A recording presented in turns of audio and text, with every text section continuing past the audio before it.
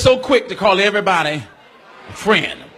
I'm going to give you a 3-point checklist to help you to identify whether or not that person is really a friend. Can I give it to you real quick?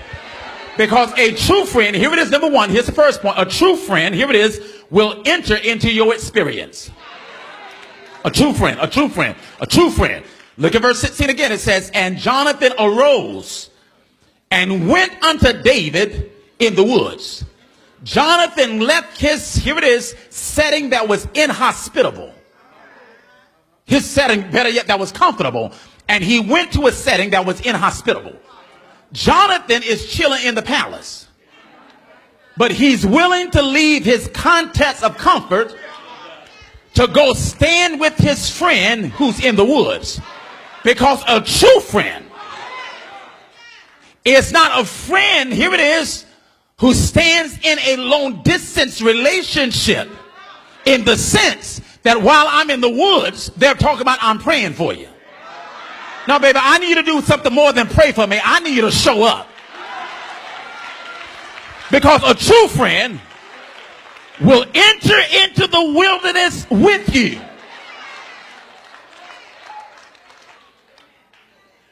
I used to have a deacon at the church at Elizabeth, and he meant well. And he would oftentimes make this statement. He said, but Pastor, I'm with you as long as you're right. But Pastor, as long as you're right, I'm with you. I said, now, Deke, I mean no harm. But quite candidly, I really don't need you when I'm right. I mean, when I'm right, I'm good all by myself. I wonder, can you stand with me when my stuff get a little shaky? I want to know, can you stand with me? Here it is, when things get a little rocky. I'm not asking you to condone anything that I do, but don't condemn it. Can you show up? Because you got a policy that Jesus does not even have. Even while we were yet sinners, he showed up. Anybody here can testify? He doesn't walk away from us when we are going through our difficulties. True friend will enter into your experience if by chance, you have a friend in your life that when they're going through, they expect you to stop everything you're doing, drop everything you have, and show up. But then when you're going through, you can't find them. If by chance you have anyone like that in your life, I'm not recommending that you cut them, but I would highly suggest that you put a check mark by their name. Don't cut them just yet, but put a check mark, Because a true friend, I'm talking about a true friend now, will enter into your experience. Here's the second principle. Here it is, a true friend. Number two, here it is. When they show up, they will encourage you to endure. They would encourage you to endure. That's right there in verse number 16. And Jonathan, when he arose and went to David in the wilderness, the text says, and he encouraged him. He strengthened his hands in God. Because here's the problem. Some people can show up, but when they show up, they bring their own disposition. By chance, have you ever had that experience in your life? You know, a friend will show up and you felt worse with their presence. I mean, for real. I mean, it's like, go home, go somewhere. Because you're being with me right now, you ain't helping me. Because when they show up, they're complaining. When they show up, they're pouring more grief off on you. See, you got to be careful, because some folks are like Job's friends. Remember Job's friends? They did show up. But when they showed up, all they could do was try to find what's wrong with Job. I don't need you to do a critical analysis of my life to tell me what's wrong with my life. All I need you to do is show up. And when you show up, encourage me to endure. I'm tired of folks always trying to act like they're the spiritual Dr. Fields. You want to show up and analyze everybody's life and tell them what's wrong with their life. Can you do me a favor? Hush. Just show up and encourage me. Now, if by chance you have a friend in your life who that when they show up, you get little to no encouragement, I'm not suggesting that you cut them.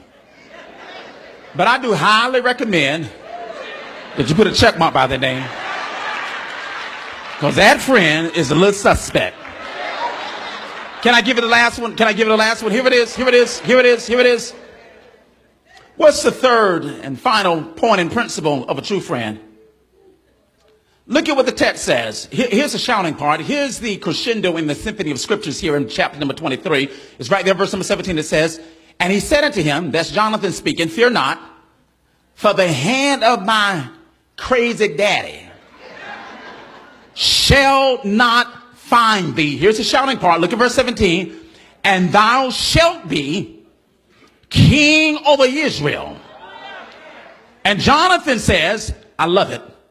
And I shall be next unto thee. He said, as a matter of fact, even my daddy, he knows it. Did you get it? Did you get it? Oh, you missed it. You missed it. Here it is, because you didn't get happy. Jonathan shows up to David and says, I know you're in the wilderness, but you're not going to stay here always. Pull yourself together, David. Fear not.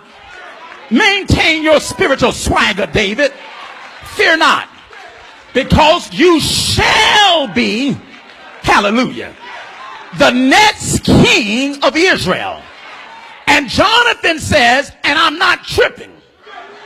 All I want to do is be next to you. Because a true friend, here it is, I'm about to get you right here. A true friend will not only enter into your experience, a true friend will not only encourage you to endure, but there it is, number 3, a true friend is not envious of your elevation. They ain't envious. They're not envious of your elevation. See, really, Jonathan has every right to be tripping, because based upon kingdom protocol and based upon how a kingdom is supposed to operate, by the principle of natural succession, Jonathan was supposed to be the next king. Saul is Jonathan's daddy. But Jonathan says, I know that God has already bypassed me and has already anointed you to be the next king. And Jonathan said, I ain't even tripping about it.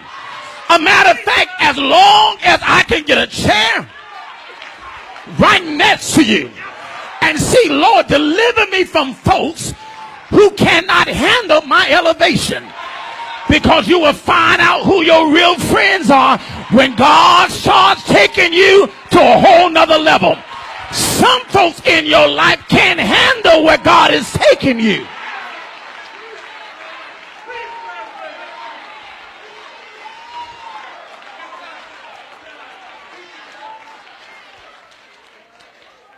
If by chance you got a friend in your life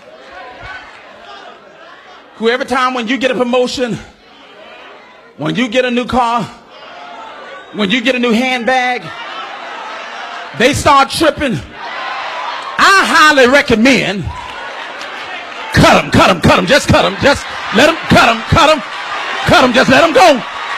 They can't handle what God is doing in your life. You won't show up. When you show up, I don't feel any better. And then every time God bless me, you tripping. You need to go somewhere. Let me help you with that. Because people will call you cocky and arrogant.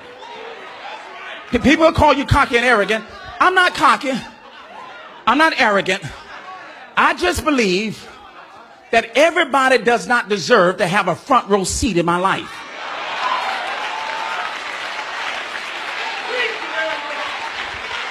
So sometimes you have to have an usher's ministry. You got to learn how to kindly escort them to the back row seat of your life. And you tell them, now you just watch me from afar. Because you can't handle being this up close to me. Because if you're tripping over what God is doing in my life now, what are you going to do when he supersizes me? What are you going to do when he blow me up? Tell him, child, you're sitting over here tripping over this little hoop that I got right now. God is about to do something even greater than that.